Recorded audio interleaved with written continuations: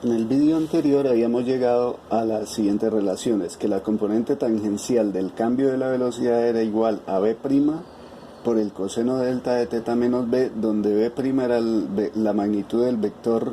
velocidad final, b la magnitud del vector velocidad inicial y delta de teta el ángulo que había girado el cuerpo a lo largo de la trayectoria curva sobre una circunferencia de radio r.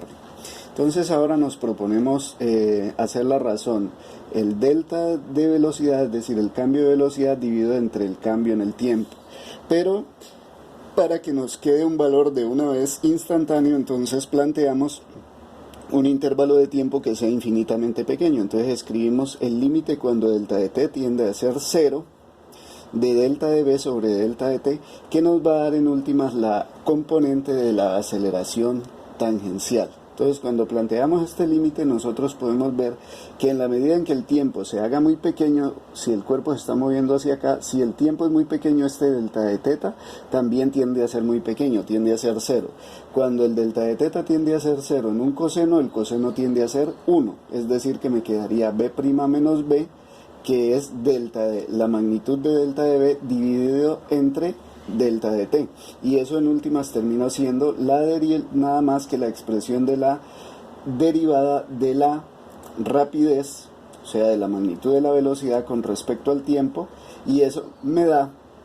lo que conocemos como la aceleración tangencial. Es decir, que si queremos interpretar esta aceleración tangencial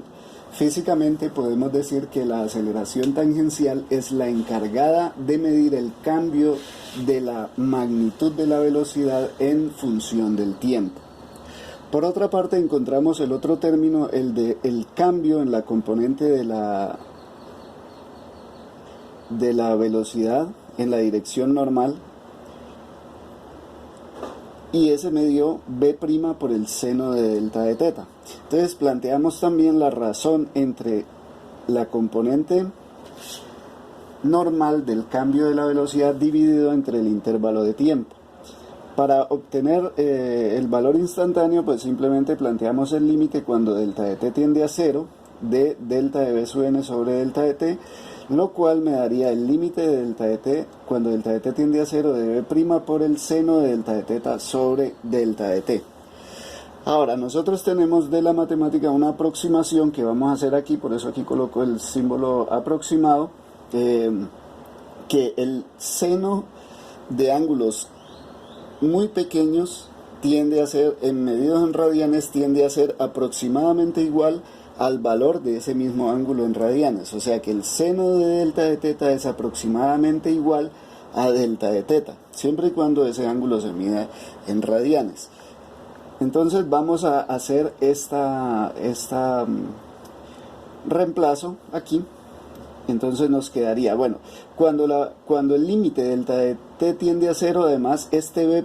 tiende a parecerse cada vez más a la velocidad inicial. En la medida que yo me acerque, este vector tiende a parecerse al vector velocidad inicial. Entonces, si yo voy a reemplazar de una vez esto, cuando delta de t tiende a 0, este b' tiende a ser b. Entonces sale de una vez del límite y dentro me quedaría esta aproximación. Adicionalmente, este delta de teta yo lo puedo expresar de acuerdo con resultados de la geometría. Si yo tengo una circunferencia de radio r y giro un ángulo delta de teta para moverme desde este punto hasta este punto, a lo largo de la circunferencia yo he recorrido una longitud de arco delta de s y puedo relacionar esa longitud de arco delta de s como el producto del radio multiplicado por el ángulo que giré, siempre y cuando ese ángulo sea medido en radianes. Entonces aquí yo puedo hacer ese reemplazo, y al reemplazar delta de teta como, aquí delta de teta sería igual a delta de s sobre r, donde r es una constante, por lo tanto sale del límite,